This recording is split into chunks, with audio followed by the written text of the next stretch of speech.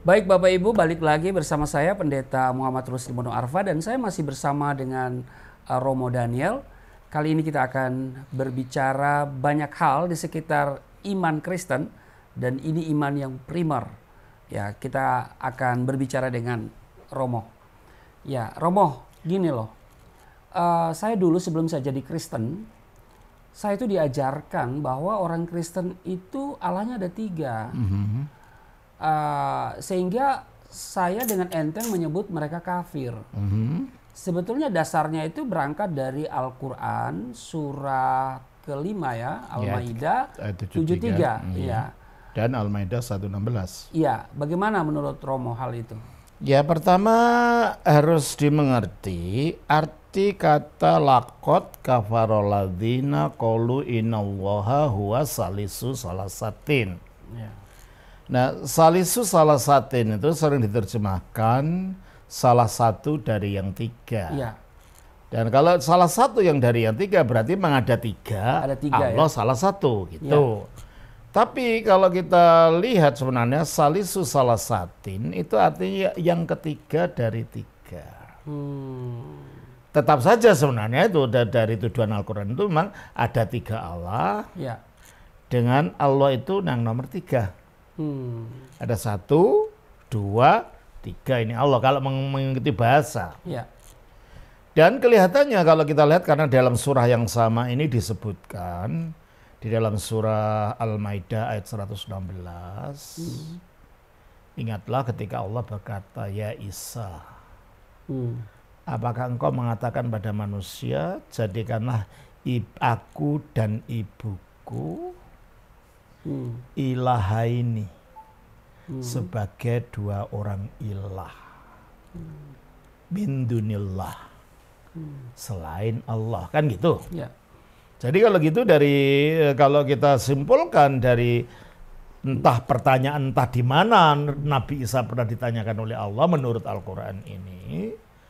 Jadi seolah-olah orang Kristen itu mengajarkan menurut Quran bahwa ada 3 Allah, Isa nomor 1, Maryam nomor 2, Allah nomor 3. Bahwa Isa itu dianggap sebagai Allah nomor 1 adalah kalau kita lihat di dalam surah 5 ayat 72. Betul. Lakot kafaroladzina qalu Allah huwa al-Masih Isa ibn Maryam. Jadi kalau begitu sumbernya pemahaman ini ya memang dari Al-Quran, tetapi bukan dari Alkitab. Nah, itulah masalahnya. Betul. Dan saudara-saudara Muslim yakin betul bahwa ajaran Alkitab itu begitu. Yang lebih parahnya lagi, banyak orang Kristen pemahamannya tentang Tritunggal pun amburadul. Ya, betul. Dan itu yang menyebabkan makin saudara-saudara Muslim kita yakin ya memang orang Kristen itu nggak ngerti tentang yang disembah. Nah, untuk itu kita harus kembali kepada Alkitab. Ya. Orientasi kita sebagai orang Kristen bukan Al-Quran tentunya. Landasan kita untuk memahami kebenaran bukanlah kitab suci Al-Quran tetapi Alkitab. Nah, untuk itu mari kita lihat dalam Alkitab. Saya akan konsentrasi pada data Alkitab. Ya. Pertama tentunya kita ingat akan Shema syahadatnya orang Yahudi. Betul. Di dalam Ulangan pasal 6 ayat 4. Ya. Ulangan pasal 6 ayat 4, tolong Pak bacakan. Ya, saya baca ya, Ulangan pasal 6 ayat 4 dikatakan, dengarlah hai orang Israel, Tuhan itu Allah kita, Tuhan itu Esa. Ya, Shema Israel, Ya. Adonai Eloheinu, Adonai Echad. Nah, kata Echad ini adalah satu ya, mirip dengan Qul huwallahu ahad. Ya. Katakanlah Allah itu adalah Ahad, Esa. Nah, ini dari Nabi Musa. Kesaksian Nabi Musa memang Allah itu satu. Saya tidak bisa memberikan seluruh ayat-ayat, ada beberapa saja yang penting. Mari kita lihat juga kesaksian Nabi Daud. Di dalam 2 Samuel 7 ayat 12, ayat yang ke-12. 2 Samuel pasal 7 ayat ayatnya yang ke-22. 22, ya. Dikatakan sebab itu engkau besar, ya Tuhan Allah. Sebab tidak ada yang sama seperti engkau. Dan tidak ada Allah selain engkau menurut segala yang kami tangkap dengan telinga Nah, kami. ini kalau dalam bahasa Arabnya la ilaha illa anta. Ya kan? Tiada Allah selain Engkau. Jadi Musa mengatakan Allah itu satu. Daud juga mengatakan Allah itu satu. Yesaya juga mengatakan yang sama. Kita baca dalam Yesaya 44 ayat 6. Yesaya 44 Ayat 6. ayatnya yang ke-6 dikatakan. Kita ambil ayat-ayat yang mewakili saja ya. Beginilah firman Tuhan, Raja dan Penebus Israel, Tuhan semesta alam. Akulah yang terdahulu dan akulah yang terkemudian. Tidak ada Allah selain daripadaku. Tidak ada Allah selain daripadaku. Kesaksian perjanjian lama yang terakhir yang perlu kita catat adalah kitab Zakaria 14 ayat 9. Zakaria 14 ayat 9. pasal berapa, Romo? Maaf. 14 ayat 9. 14:9 ya. Dikatakan, maka Tuhan akan menjadi raja atas seluruh bumi. Pada waktu itu Tuhan adalah satu-satunya dan namanya satu-satunya. Namanya adalah Echad. Jadi kalau begitu kita melihat dari ayat-ayat mewakili perjanjian lama, tegas perjanjian lama mengatakan Allah itu Esa. Dan ajaran perjanjian lama ini ya dilanjutkan oleh Kristus. Esa sama satu itu sama ya, Romo? Sama, Esa Sama. itu bahasa Indonesia lama. Ya. Kita lihat di dalam Markus pasal yang ke-12 ayat 29. Markus 12:29. Jawab Yesus, hukum yang terutama ialah, dengarlah hai orang Israel, Tuhan Allah kita, Tuhan itu Esa. Dengarlah hai orang Israel, Tuhan Allah kita, Tuhan itu Esa. Kita baca juga di dalam Yohanes pasal 17 ayat 3. Yohanes pasalnya yang ke-17 ayatnya yang ke-3. Demikian bunyinya, inilah hidup yang kekal itu, yaitu bahwa mereka mengenal Engkau satu-satunya Allah yang benar dan mengenal Yesus Kristus yang telah Engkau utus. Ya, banyak para polemikus Muslim mengatakan ini syahadat. Syahadat, iya betul. Tapi itu bukan. Apalagi yang mu'alaf-mu'alaf iya, itu. nanti saya jelaskan Iya. lainnya. Nah, jadi di sini Yesus mengatakan engkaulah satu-satunya Allah yang benar. Dikatakan kalau gitu memang Allah itu Esa. Yohanes pasal 5. Yohanes pasal 5 ayat 37. 5 ayat 37. 37. Iya. Bapa yang mengutus aku, dialah yang bersaksi tentang aku. Kamu tidak pernah mendengar suaranya. Rupanya pun tidak pernah kamu lihat. Oke. Jadi bukan wujud manusia Bapak itu. Dan coba kita juga baca Bapa yang tidak dilihat manusia itu di dalam ayat 46. Coba saya lihat dulu ayatnya. Yohanes 5. 5 ayat 46. 46. Sebab jika kamu percaya kepada Musa, tentu juga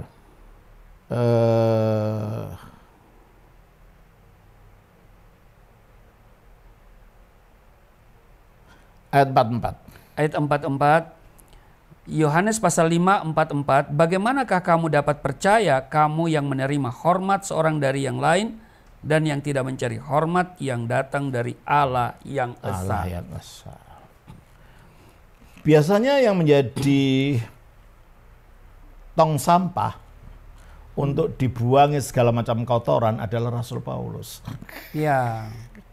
Yalah, kalau Yesus itu kan nabi, ya tentu saja nabi itu mengajarkan keesaan Allah. Ya. Yang jadi masalah itu kan Paulus yang mengubah ajaran Allah Maha Esa menjadi Allah Maha Tiga. Ya.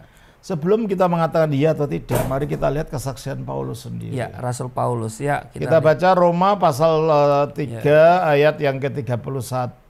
Jadi mereka orang di luar sana itu menuduh bahwa Rasul Paulus itu yang merubah ajaran. Mari kita lihat ajaran Paulus. Roma pasal 1. Pasal 3. pasal 3 sebentar. Ayat 31. Iya, pasal 3 ayat 31. Dikatakan, jika demikian, adakah kami membatalkan ayat 30. 30. Artinya kalau ada satu Allah, Nah, ada berapa Allah? satu. Berarti Paulus tidak mengajarkan 3 Allah. Ya, Dia mengajarkan hanya 1 Allah. Kita baca juga 1 Korintus 8 ayat 4.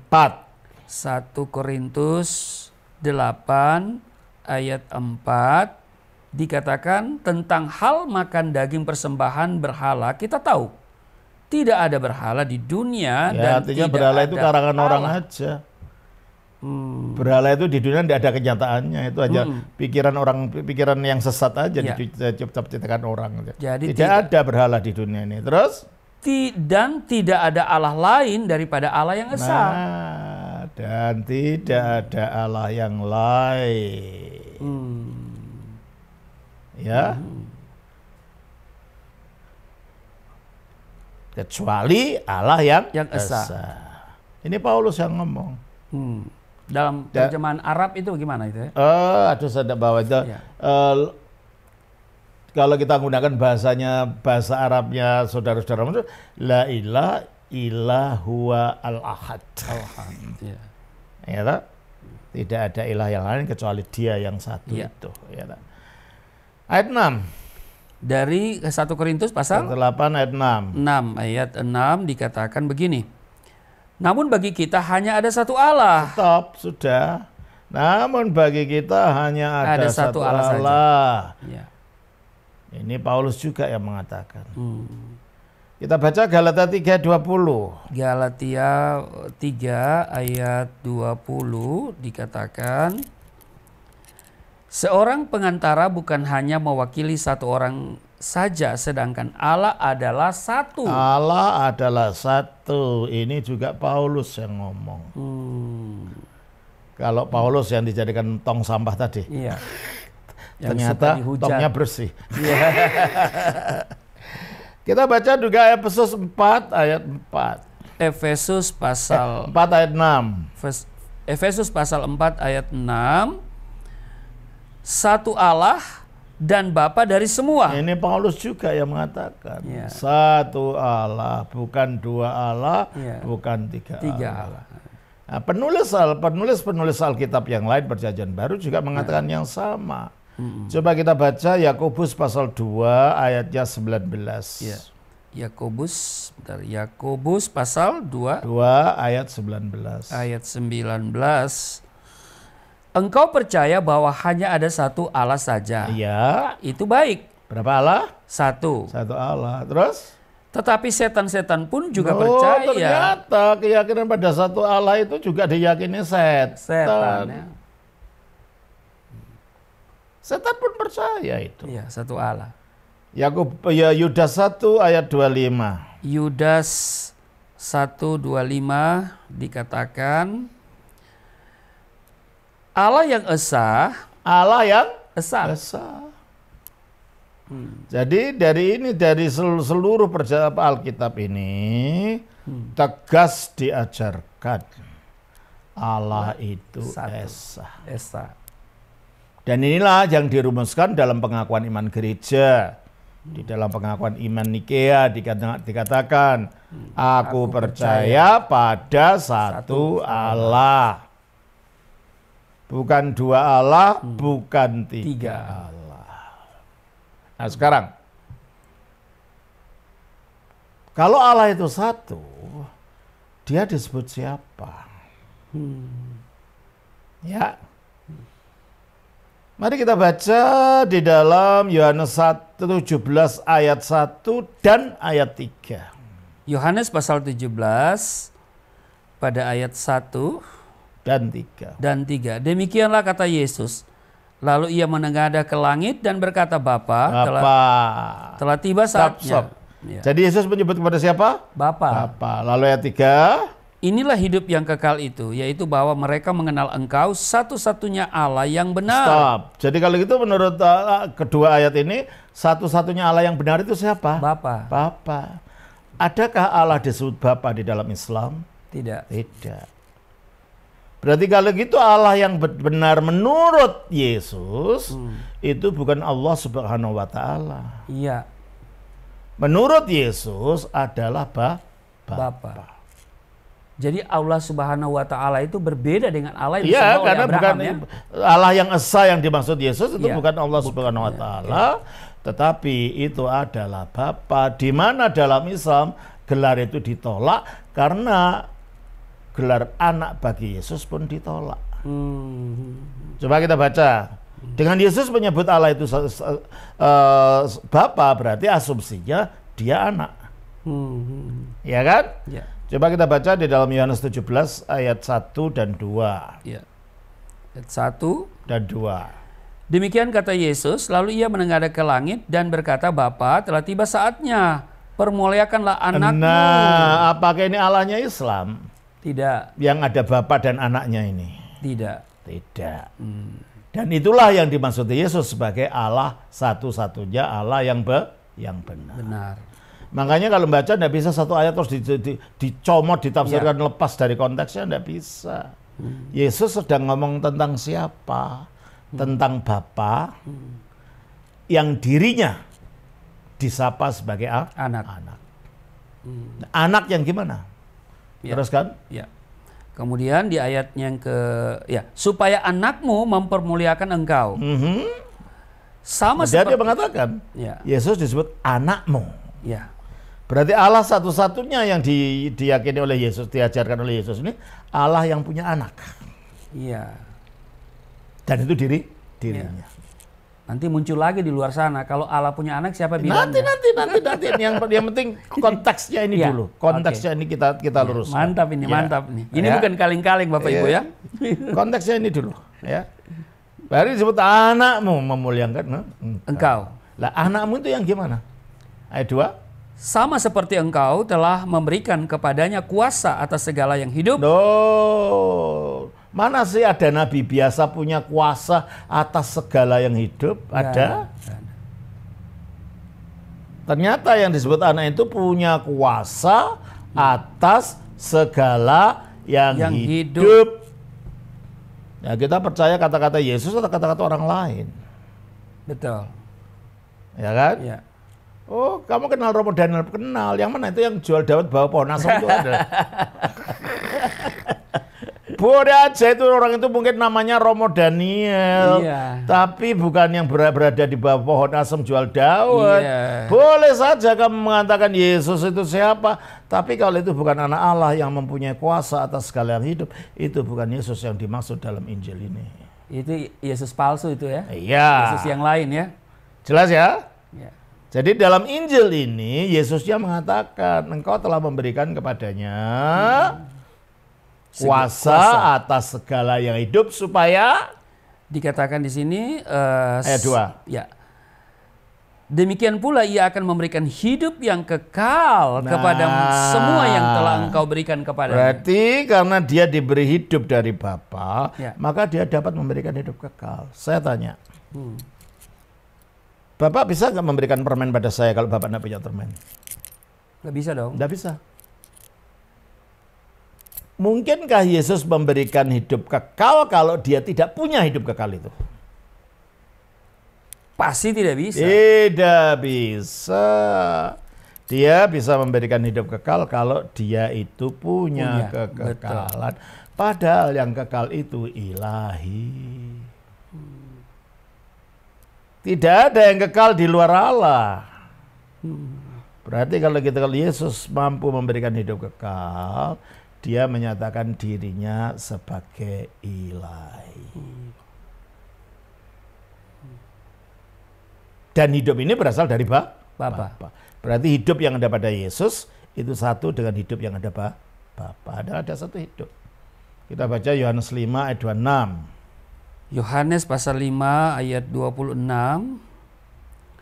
Sebab sama seperti Bapa mempunyai hidup dalam dirinya sendiri. Iya, karena dia Allah yang hidup, maka dia punya hidup pada dirinya sendiri.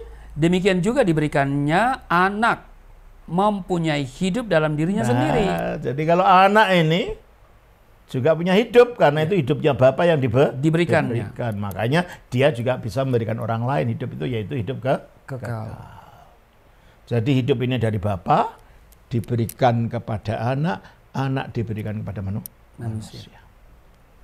Jadi kalau itu sumber hidup kekal apa? Dari Bapa dan anak. Ya. Atau dari Bapa melalui anak. Ya. Sekarang ayat 3. Di Yohanes 17. Yohanes 17 ayat 3. Inilah hidup yang kekal itu. Inilah hidup yang kekal itu. Yaitu bahwa. Jadi ini berbicara inilah hidup yang kekal. Ya. Bukan mengatakan inilah syahadat itu. Enggak. Ya. Jadi ayat ini tidak berbicara tentang syahadat. Ayat ini berbicara tentang sumbernya hidup kekal. Dari mana didapatnya hidup kekal. Inilah hidup yang kekal itu. Terus? Yaitu bahwa mereka mengenal Engkau. Nah, bukan bersaksi loh ya. Iya, betul. Betul. Syahadat kan kesaksian. Bersaksi ya. Inilah hidup yang kekal itu bahwa mereka mengenal. Mantap. Ginosko. Bukan mereka menyaksikan. Ya. Apalagi hanya dengar-dengar ya. Jadi ayat ini sama sekali tidak ada kaitannya dengan syahadat. Ya. Bahasanya saja udah lain. Ginosko itu pengenalan secara intuitif. Seperti bayi mengenal ibunya. Seperti saya mengenal ibu saya. Bapak bisa saya beritahu ibu saya gini. Tapi Bapak tidak bisa mengenal seperti saya mengenal. Betul. Ya kan? Betul. Karena saya tidak lahir darinya. Iya, enggak ada rasa, enggak ada connect. Nah, pengenalan di sini, mengenal Allah itu adalah pengenalan seperti itu. Ginosko ya? Iya, ginosko. Bukan pengenalan secara informasi dari orang lain. Jadi ini tidak ada kaitannya dengan syahadat, sebab bahasa aslinya bukan martirume, saya bersaksi. Tapi ginosko. Mengenal. Ginoskusin. Mereka mengenal. Mengenal apa? Satu-satunya Allah yang Siapa benar. Satu-satunya Allah ini? Mengenal Yesus. Tidak. Siapa satu-satunya Bapa. Allah? Bapa yang mempunyai anak tadi. Iya. Yang kepadanya dia memberikan hidup kekal. Kalau itu Allah Subhanahu wa taala enggak itu? Bukan. Allah yang diyakini oleh agama Islam itu. Bukan. Oke. Jelas ya? Ya, jelas. Oke. Jadi apa katanya? Supaya mengenal engkau Bapa sebagai satu-satunya Allah yang benar. Jadi kalau bukan Bapa, ya bukan Allah. Hampa ya, berhala. Karena sebab satu-satunya Allah yang benar itu Bapa. Ya kalau bukan Bapa, ya bukan yang dimaksud Yesus. Jelas? Jelas. Mengenal engkau satu-satunya Allah yang benar. Dan mengenal Yesus Kristus ginosko yang telah engkau utus. Mengapa? Mengapa sumber hidup kekal itu harus Allah dan Yesus? Ya karena kehidupannya Allah diberikan kepada Yesus. Dan melalui Yesus diberikan kepada kita. Ayat 1 dan 2 tadi. Nah, Yesus yang kau utus. Loh, ini kan cuma utusan saja. Ya jangan ditafsirkan dari kitab suci orang lain, harus ditafsirkan dari kitab suci ini sendiri. Yesus diutus artinya apa? Kita baca di dalam Yohanes pasal 6 ayat 38. Yohanes 6 ayat 38. Sebab aku telah turun dari sorga bukan untuk melakukan kehendakku, tetapi untuk melakukan kehendak Dia yang telah mengutus aku. Jadi dia diutus oleh siapa? Bapa. Dari mana? Surga. Surga ke dunia. Bumi. Itu loh pengutusannya itu. Ya memang diutus, kamu tadi di sana lalu ke sini gitu loh. Dari surga ke bumi. Nah, jadi kadang-kadang mereka bilang ya ini kan dia utusan, berarti dia rasul. Enggak. Ya, beda beda. Loh, rasul itu kan jabatan untuk menyampaikan agama. Ya. Ini enggak, ya memang diutus pergi dari tempat ke tempat lain. Utusannya tuh utusan turun dari surga. Jelas. Kita baca lagi. Nah, sekarang Paulus juga mengikuti ajaran Yesus. Galatia 4 ayat 4. Galatia 4 ayatnya yang keempat dikatakan ini. Tetapi setelah genap waktunya, maka Allah mengutus anaknya. Stop. Terus? Yang lahir. Stop. Mana lebih dulu, pengutusannya atau lahirnya? Utus. Nah, jadi kalau gitu, kalau sudah lahir dia sudah diutus. Ya. Berarti dia sudah ada sebelum lahir. Betul. Diutusnya dari mana kalau itu?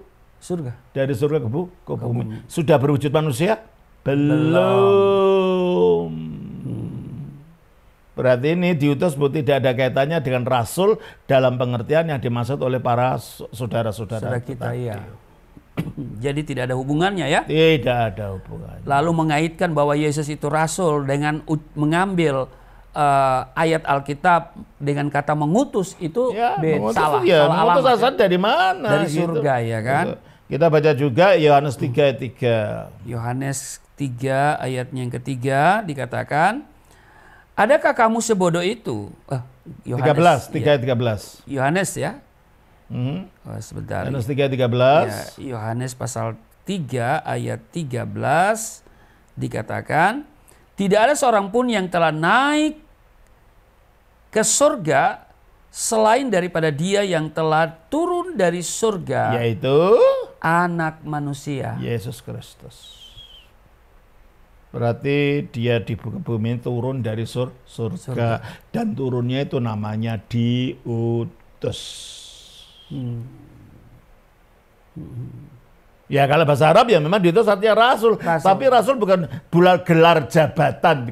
Iya. Tapi diutus dalam arti memang diutus. Galatia 1:1. Jadi kita harus kembali ke bahasa aslinya ya. Bahasa aslinya dan konteks kitab suci. Betul, bukan. Jangan baca kitab suci orang lain dibaca ke ayat kitab suci Injil, ya tidak bisa. Iya.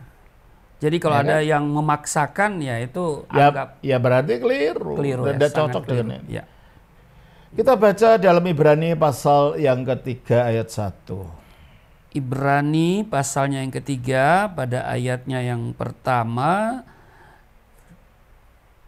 dikatakan, sebab itu hai saudara yang kudus yang mendapat bagian dalam panggilan surgawi, pandanglah kepada rasul. Nah itu memang disebut rasul. Terus? Dan imam besar yang kita akui, yaitu Yesus. Taruhlah kalau dia rasul, seandainya. Ya, rasul dalam pengertian. Ya itu. Ya. Tapi saudara-saudara tidak akan mengatakan Yesus imam besar. Betul. Gelarnya harus jadi satu, tidak bisa dipisah rasul tok gitu, tidak ada. Dia punya gelar banyak. Dilihat dari sisi mana karyanya, itulah namanya. Sebagai yang turun dari surga diutus Bapa, dia adalah rasul. Nah, oke. Jadi kalau begitu apa tidak ada dua Allah ini kalau gitu? Nah ini kan pertanyaannya. Baik. Jadi kalau dikatakan Allah yang satu itu adalah Bapa, dikatakan Yesus itu adalah kekal. Kalau gitu di alam kekekalan itu apa memang nggak ada dua kalau gitu? Dan apa Yesus pernah mengakui bahwa dia sudah ada sejak kekal? Ya dari Yohanes 17 tadi, ya ayat 3 tadi. Ayat 5 ditambah. Yohanes 17 ayat 5. Yohanes pasal 17 ayatnya yang kelima.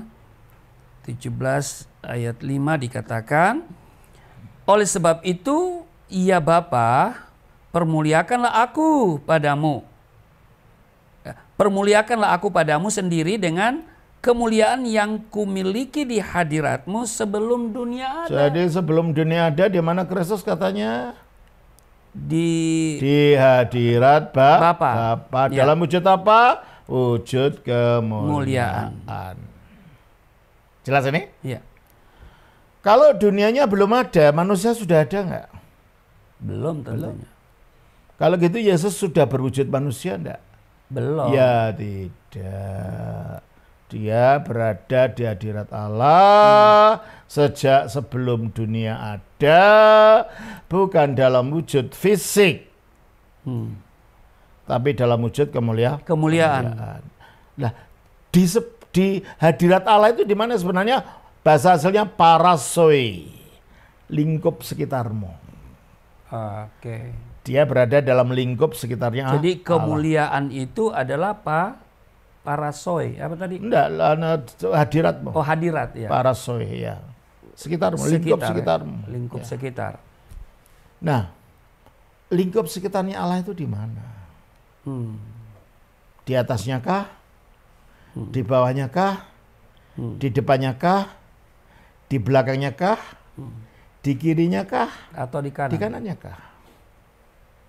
Ternyata tidak di situ semua.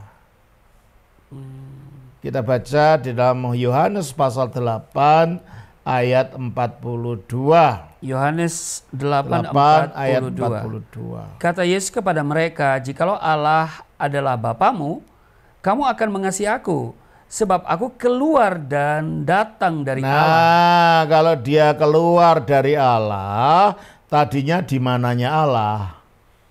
Iya. Ya, kalau dia mengatakan aku keluar dari Allah, berarti tadinya di mananya Allah? Di dalamnya. Di dalamnya. Ya. Satu di dalam Allah. Ada dua Allah atau satu Allah kalau gitu? Satu. Ya satu, bukan dua. Karena dia berada satu di dalam Allah. Sebagai apa? Nah, itu sekarang. Ya. Sebagai apa dia ada satu di dalam Allah? Kita baca dalam Yohanes pasal 1 ayat yang ke-18. Yohanes 1 ayat 18. Tidak seorang pun yang pernah melihat Allah, tetapi anak tunggal Allah yang ada di pangkuan Bapa. Nah, ternyata di pangkuan Bapa ada siapa? Yesus. Tidak ada siapa? Di pangkuan Bapa itu ada anak ya. Tunggal Allah. Anak tunggal Allah. Nah, kalau kita berbicara tentang pangkuan Bapa, jangan dipikir ini secara fisik. Sebab Allah itu bukan manusia. Ya. Baca Hosea pasal 11 ayat 9. Hosea pasalnya yang 11 ayat 9. Iya, Hosea pasal 11 ayat 9. Ayat 9.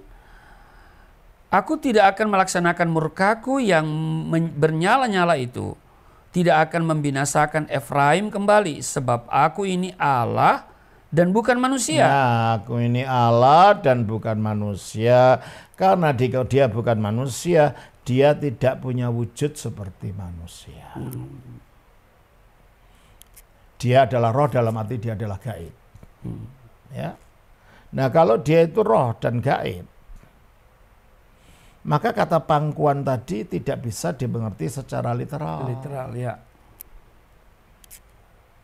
Bukan antara Allah punya kaki, kakinya bersila, terus anaknya ditaruh di pangkunya, Allahnya kepalanya gundul. Itu gambaran anggul kolesom cap orang tua. Di pangkuan artinya di kedekatan diri Allah itu lambang dari, karena itu dekat dengan detak jantungnya yang memangku, dengan dekat dengan rangkulan yang memangku. Jadi dekat sekali ke dalam dirinya, dalam arti lain ada di dalam. Di dalam Allah. Jadi kalau gitu di dalam Allah ada siapa tadi? Kalau gitu ada anak tunggal Allah. Nah, anak tunggal Allah ini siapa? Kita baca dalam Ibrani pasal 1 ayat 2. Ibrani pasal 1 pada ayatnya yang kedua dikatakan, maka pada zaman akhir ini ia telah berbicara kepada kita dengan perantaraan anaknya yang telah ia tetapkan sebagai yang berhak menerima segala yang ada. Oleh dia Allah telah menjadikan alam semesta. Jadi Allah menjadikan alam semesta oleh apa? Oleh dia. Siapa itu? Yaitu anaknya. Anak. Jadi oleh anak ini Allah menjadikan alam semesta Padahal anak tadi ada di mana tempatnya? Di pangkuan Bapa atau di dalam diri Allah. Nah, kalau gitu siapa anak ini? Ya tentunya di dalam perjanjian lama ada alusi, ada petunjuk ke sana, tapi belum seterang dalam perjanjian baru. Mari kita lihat bagaimana Allah menciptakan dunia di dalam perjanjian lama. Ya. Kejadian 1 ayat 1. Kejadian 1 ayat 1 dikatakan, pada mulanya Allah menciptakan langit dan bumi. Siapa yang menciptakan langit dan bumi? Allah. Allah. Ayat 3. Berfirmanlah Stop. Allah. Ayat 6. Berfirmanlah Stop. Allah. Ayat 9. Berfirmanlah Allah. Ayat 11. Berfirmanlah Allah. Dan seterusnya. Berarti Allah menciptakan segala sesuatu melalui apa? Firman. Dan menurut Ibrani 1 ayat 2, Allah menciptakan segala sesuatu melalui apa? Anaknya. Kalau gitu anak itu apa? Firman. Kita lihat di dalam Yohanes pasal 1 ayat 1. Yohanes pasal 1 ayatnya yang pertama dikatakan, pada mulanya adalah firman. Ya, sebenarnya bahasa aslinya kalau diterjemahkan seharusnya pada mulanya firman itu sudah ada. Oh. Sebab pada mulanya itu adalah awal diciptakan. Pada mulanya Allah menjadikan. Firman bukan baru ada pada mulanya. Iya. Sebelumnya sudah ada. Sudah ada. Ya Tapi kan? menurut terjemahan lain nih, pada mulanya adalah firman. Nah, yang firman terbaru itu juga bersama-sama dengan Allah, dan firman terjemahan itu adalah yang Allah. kemarin itu Sudah pada mulanya sudah adalah firman. Oke. Ya. Sudah ada perbaikan Ya, terjemahan. pada mulanya adalah firman, terus firman itu bersama-sama dengan Allah. bersama-sama dengan Allah. Di mananya Allah? Di pangkuan, di dalam. Di pangkuannya, Ya. di dalamnya. Terus Dan firman itu adalah Allah. maksudnya gini. Bapak mengenal saya, Ya. Romo Daniel. Suatu hari saya pergi main-main ke rumah Bapak. Saya pulang, saya tidak sadar HP saya ketinggalan. Dari mobil saya telepon. Kering, yang terima ibu. Bu, Bapak ada? Oh ya, sebentar ya. Ibu pasti akan panggil Bapak. Ya. Pak, ada telepon. Bapak pasti tanya, siapa? Siapa? Ibu tidak akan menjawab, suara. Iya. Oh iya. Apa jawabnya ibu? Romo. Romo. Daniel. Padahal itu kata-kata saya. Iya. Kata-kata saya adalah saya. Oke. Firman-Nya Allah adalah Allah. Contoh lain. Saudara-saudara yang mendengar ini kan belum pernah ketemu saya ya. Betul. Ya kan? Tidak tahu sifat saya, watak saya. Tapi melalui kata-kata saya, saudara-saudara akan bisa punya gambaran tentang saya. Orangnya pandai, orangnya bodoh, orangnya cerdas, orangnya membosankan, orangnya baik hati, orangnya semuanya tercermin dari kata-kata saya. Tergambar ya, betul. Ya kan? Berarti kata-kata saya ini adalah kehadiran saya. Kata-kata saya adalah saya. Meskipun kata-kata ini bukan wujud saya. Firman-Nya Allah adalah Allah meskipun dia bukan Bapa. Nah, berarti ini perlu clear juga nih. Allah menurut pemahaman kita sama di luar sana ya. Nah ya memang. Allah menurut pemahaman kita itu Allah yang sejak kekal punya firman. Punya firman. Di dalam diri. Iya. Nah, pada menciptakan firman yang dikandung dalam dirinya ini seolah-olah Allah itu mengandung firman-Nya sendiri. Seperti otak saya mengandung kata-kata saya. Jadi sebelum saya ngomong dengan Bapak, pasti saya sudah punya di sini. Ya. Saya nanti ngomong apa. Ya. Nah, itu, ya, yang terkandung itu lalu dilahirkan. Ya. Nah, kalau dunia fisik yang dikandung lalu dilahirkan namanya apa? Anak. Itulah sebabnya mengapa firman-Nya Allah disebut anak Allah. Bukan berarti Allah itu kawin punya istri, tidak ada ajaran Kristen begitu. Tidak ada ya. Ngerti ya? Iya. Jadi dia disebut anak Allah karena dia adalah firman-Nya Allah yang tidinya terkandung di dalam Allah lalu keluar dari diri Allah. Iya. Allah ada berapa? Satu. Kalau gitu firman-Nya ada berapa? Ya satu. Firman-Nya ini disebut apa tadi? Karena keluar dari dia? Anak. Anak yang cuma satu itu apa? Anak tunggal. Itulah sebabnya dia disebut anak tunggal. Artinya dia adalah firman-Nya Allah yang kekal, yang satu-satunya yang keluar dari Allah. Iya. Kalau dalam pengakuan iman Nisea Konstantinopel yang lahir dari Allah ya. Iya. Diperanakan dari Sang Bapa. Iya, betul. Jadi diperanakan di sini bukan karena Allah kawin. Iya, lalu siapa bidannya? Iya. Itu pertanyaan kan, bodoh ya. Iya, iyalah, karena enggak ngerti karena kalau dalam Quran dikatakan di dalam surah 6 ayat 101. Iya. Pencipta langit dan bumi, bagaimana dia punya anak padahal dia tidak punya istri. Iya. Nah itu kan bukan ajaran Kristen. Betul. Dan ketika saudara-saudara Muslim itu menggunakan ayat ini untuk menyerahkan Kristus, ya luput terus, tidak kena sasaran. Orang Kristen tidak percaya begitu kok ya. Jadi meleset ya? Iya meleset. Iya. Ya betul, meleset. Dia tidak akan ketemu. Kalau meleset, kecuali kalau saudara itu mau memahami dulu yang dimaksud kamu orang Kristen apa sih? Iya, harusnya bertanya ya. Iya. Surat Yunus 94 kan mengisyaratkan kan. Bertanya. Kalau kamu nggak tahu tanya kepada mereka. Jangan sok tahu ya. Ya. Jelas ini ya. Jadi Yesus disebut anak Allah tidak ada kaitannya dengan kawin mawin. Ya.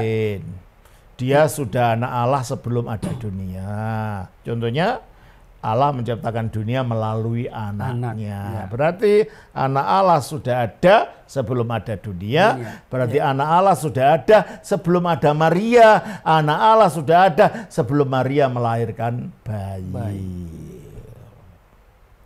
Oke, jadi di sini sebab yang disebut anak Allah adalah firman-Nya Allah. Keberadaan anak Allah ini kekal tanpa awal. Karena berada dalam Allah. Jadi kalau berbicara tentang eksistensinya, dia kekal.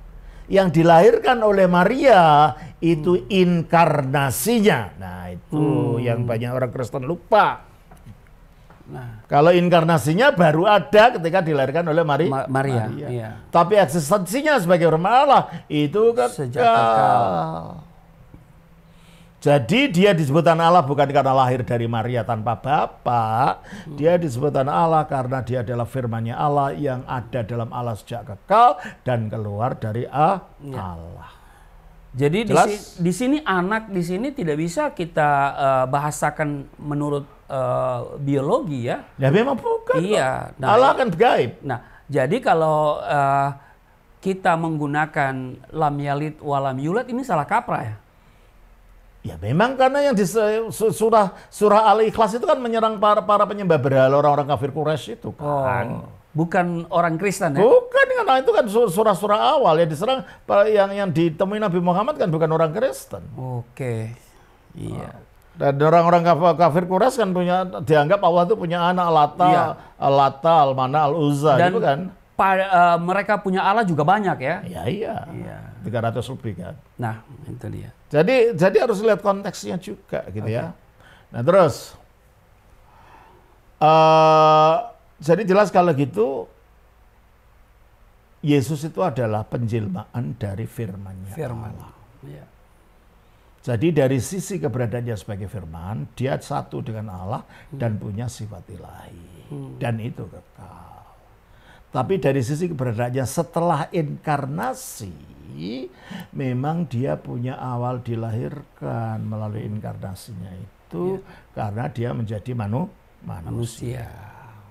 Jelas ini ya? Ya. Nah, terus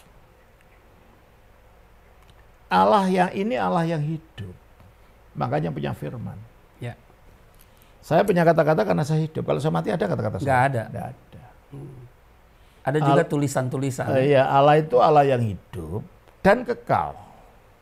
Nggak ada awal, nggak ada akhir, nggak dilahirkan dan tidak diperanakan. Ya. Ya kan? Oleh karena itu dia punya prinsip kehidupan dalam dirinya. Prinsip hidup kekal dalam Allah itulah rohnya Allah. Dan itulah yang disebut Roh Kudus. Kita baca dalam 1 Korintus pasal 2 ayat 11. 1 Korintus pasal 2 ayat 11 dikatakan, siapa gerangan di antara manusia yang tahu apa yang terdapat di dalam diri manusia selain roh manusia sendiri yang ada di dalam dia? Nah, rohnya manusia ada di mananya manusia? Ya. Menurut ayat itu? Rohnya manusia ada di mananya manusia? Di dalam diri manusia. Nah, rohnya manusia ada di dalam diri dirinya manusia. Terus? Demikian pula lah tidak ada seorang yang tahu apa yang terdapat di dalam diri Allah selain roh Allah. Kalau gitu roh Allah ada di mana? Di dalamnya Allah. Ada 3 Allah atau 1 Allah? Satu. Ya 1. Iya. Allah yang satu itu adalah Bapa. Di dalamnya punya firman yang kekal yang juga keluar dari dirinya sehingga disebut anak. Iya. Di dalam dirinya juga ada rohnya yang kekal yang melalui roh itu dia memberi penghidupan kepada yang diciptakan melalui firman. Dan inilah disebut Roh Kudus. Tapi dia bukan disebut anak yang kedua. Mengapa? Sebab fungsinya beda. Kalau firman itu untuk menyatakan Allah. Kata-kata saya itu menyatakan siapa saya. Betul? Iya. Nafas saya atau roh saya gimana? Hanya untuk menyatakan saya itu hidup. Karena apa? Coba katakan tidak keluar. Nafas saya yang keluar. Nyatakan apa itu? Tidak nyatakan apa-apa. Iya. Hanya menyatakan bahwa saya hidup.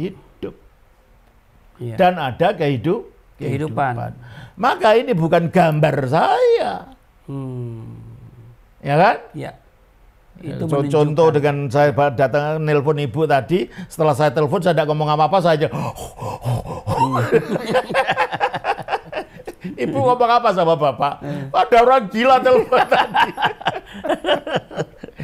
Jelas ini ya? Iya. Coba kita baca Ayub pasal 33 ayat 4. Ulang Romo apa? Ayub 33 ayat 4. Oke, Ayub pasal 33 ayat yang keempat. Iya, ayat 4 dikatakan begini. Roh Allah telah membuat aku. Nah, dan nafas yang maha kuasa membuat aku hidup. Itu. Jadi inilah namanya puisi paralelisme.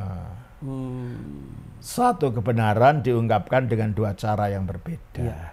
Roh Allah yang membuat aku.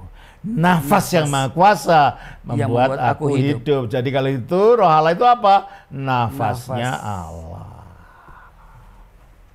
Dan melalui roh ini Allah memberi kehidupan terhadap ciptaan yang diciptakan oleh firman.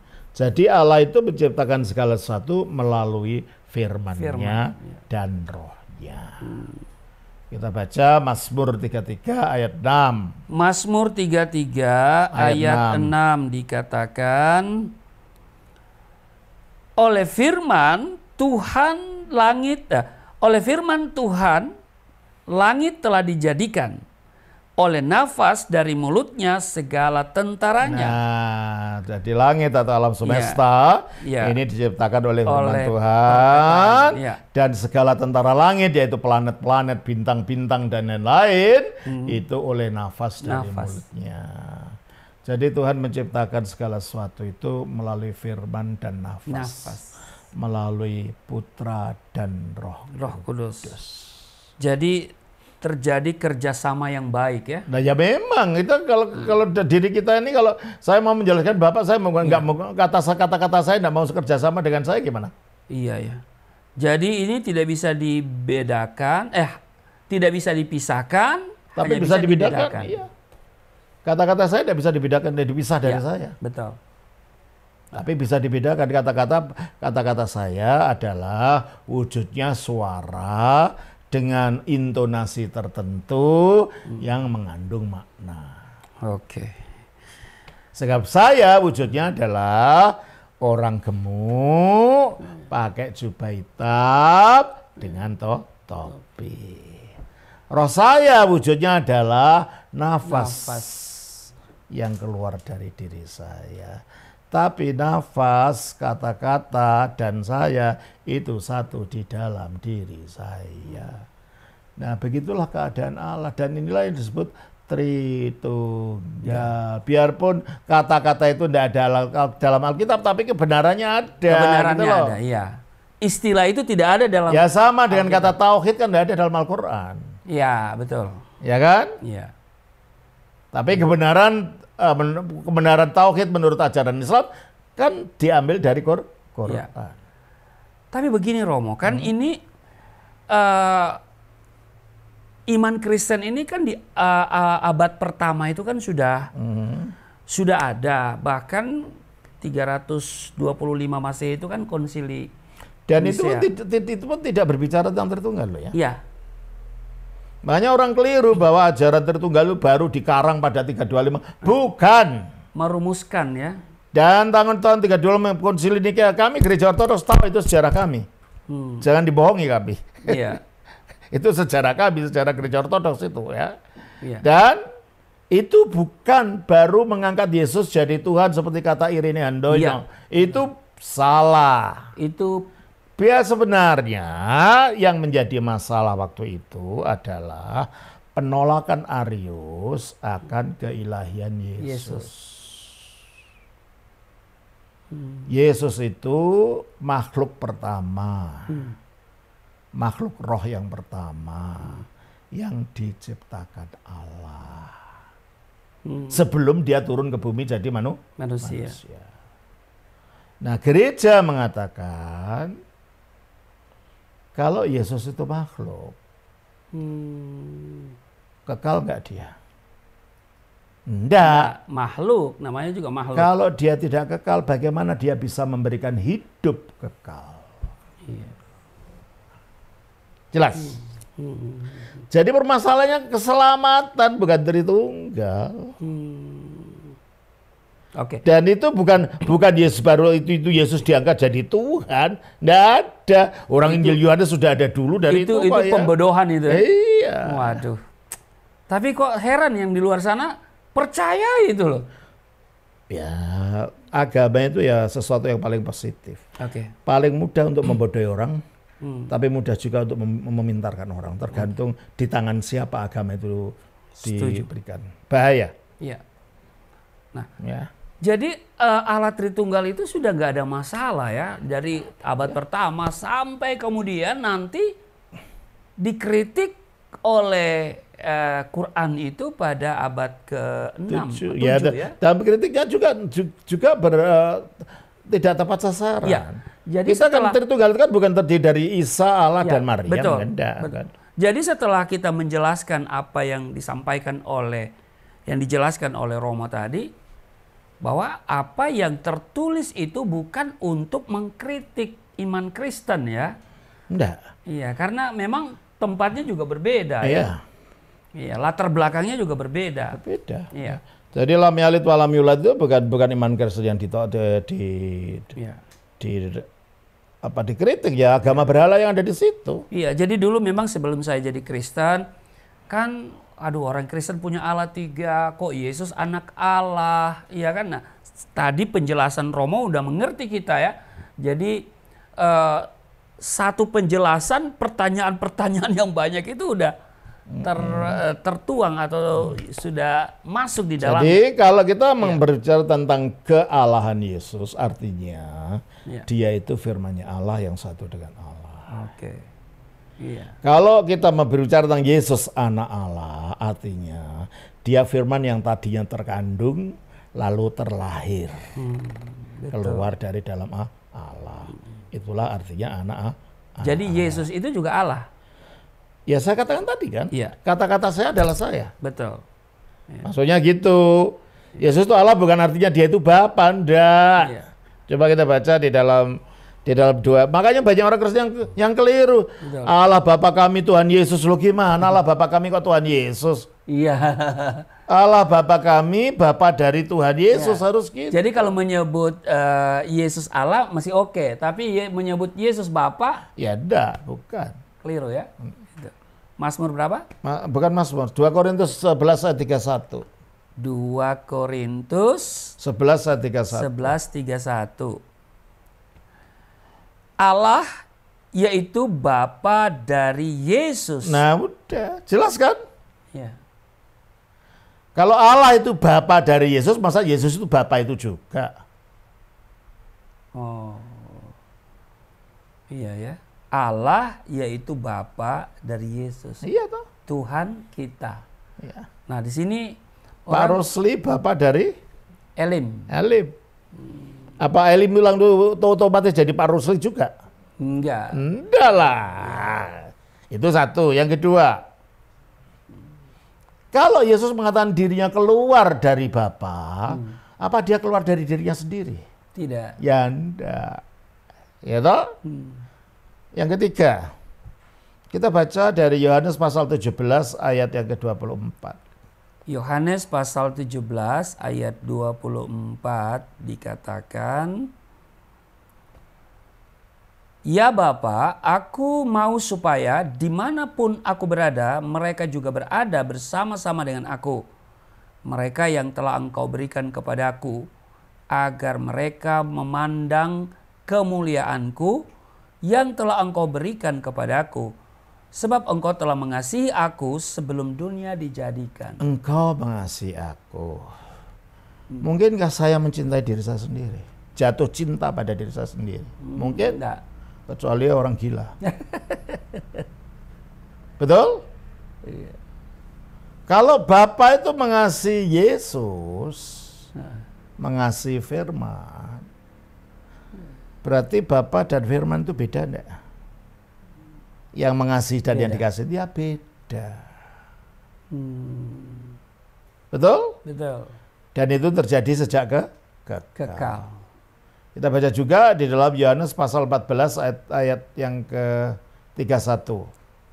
Yohanes 14:31. Tetapi supaya dunia tahu bahwa aku mengasihi Bapa. Nah, jadi Bapa mengasihi Firman, Ya, Firman mengasihi Bapa. Ya. Jadi di dalam diri Allah yang esa itu ada gerak kasih timbal balik dari Bapa kepada Firman-Nya, dari Firman kepada Bapa. Ya. Nah, Roh Kudus di mana dong? Nah itu dia. Kita baca Roma 5 ayat 5. Roma pasal 5 ayatnya yang ke-5. Dan pengharapan tidak mengecewakan karena kasih Allah telah dicurahkan di dalam hati kita oleh Roh Kudus. Jadi fungsinya Roh Kudus apa menurut ayat ini? Di sini memberikan pengharapan. Bukan. Dicurahkan dalam hati kita. Baca lagi. Iya, yang telah dikaruniakan kepada kita. Baca lagi ayat 5. Ayat 6 ya. Enggak, 5. Dan pengharapan tidak mengecewakan karena kasih Ya, kasih Allah telah dicurahkan di dalam hati kita oleh Roh Kudus. Jadi fungsinya Roh Kudus apa? Memberikan kasih. Mencurahkan kasih. Kalau Roh Kudus itu kekal enggak? Kekal. Kita baca Ibrani 9 dan 14. Ibrani 9 ayat 14. Ibrani pasal 9 ayat 14. Ayat 14. Betapa lebihnya darah Kristus yang oleh Roh yang kekal. Kalau Roh ini kekal karena Rohnya Allah, kekal dalam Allah. Fungsinya kekal enggak? Kekal. Fungsinya tadi apa? Memberikan kasih, mencurahkan kasih. Nah, dalam alam kekekalan sebelum ada manusia, kasih ini dicurahkan kemana? Kepada anak. Kepada dia yang sejak kekal dikasih Allah. Siapa itu? Firman. Ya. Jadi Allah mencurahkan kasihnya melalui Roh kepada Putra. Ya.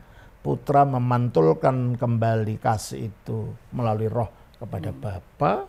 Sehingga di dalam diri Allah yang esa ini ada lingkaran cinta kasih tanpa henti. Dari Bapa kepada Putra di dalam Roh Kudus. Dari Putra kepada Bapa di dalam Roh Kudus. Sehingga Allah disebut kasih. Wah, luar biasa nih. Ya. 1 Yohanes 4 ayat 8. 1 Yohanes 4 ayat 8. 1 Yohanes 4 ayat 8. Barang siapa tidak mengasihi, ia tidak mengenal Allah, sebab Allah adalah kasih. Mengapa Allah itu kasih? Karena dia Tritunggal. Kenapa? Karena dia itu Tritunggal tadi. Iya, Tritunggal, ya. Sebab kasih itu selalu membutuhkan 3 unsur, yang mengasihi, yang dikasihi, ya betul. semangat cinta kasih. Ada yang mengasihi, orang yang dikasih tidak ada, gimana bisa jalan? Ada yang ingin dikasih, yang mengasihi tidak ada, bagaimana bisa jalan? Ada yang ingin mengasihi dan ingin dikasih, tapi kimia cinta kasih yang mengingatkan tidak ada, mana bisa jalan? Ya. Maka kasih selalu berjalan ketika ada 3 unsur ini. Yang mengasihi yaitu Bapa, yang dikasihi adalah firman. Semangat yang mengikat cinta kasih ini adalah Roh Kudus. Sehingga Allah itu kasih bukan karena dia mengasihi saya atau lain, enggak. Dirinya itu loh kasih. Karena dia itu Tritunggal. Waduh, pembicaraan kita cukup panjang nih. Ini hanya baru ya, bukan hanya ini, baru satu topik ya mengenai kok orang Kristen punya Allah 3, dan sudah dijelaskan secara gamblang tadi oleh Romo, dan keterlaluan kita kalau tidak mengerti ya. Dan jadi Tritunggal itu bukan mengenai jumlahnya Allah. Iya. Allah tidak berjumlah, Allah tidak berbilang, Allah itu satu. Ya. Tritunggal itu berbicara mengenai bagaimana keadaan di dalam diri Allah yang satu ini. Iya. Ternyata di dalam diri Allah yang satu ini ada firman-Nya yang kekal, dan ada Roh-Nya yang kekal. Wow. Yang akhirnya kasih Allah itu bergerak. Iya. Makanya Allah itu hidup, sebab hidup itu gerak. Iya. Oke, Romo, mungkin bagian berikut ini kita belum tentang Tuhan belum. Iya, berbicara. Jadi berwarna Allah. Ya, kita break dulu ini ya, dan Bapak Ibu jangan kemana-mana ya. Kita akan berbicara lagi mengenai Tuhan ya. Oke.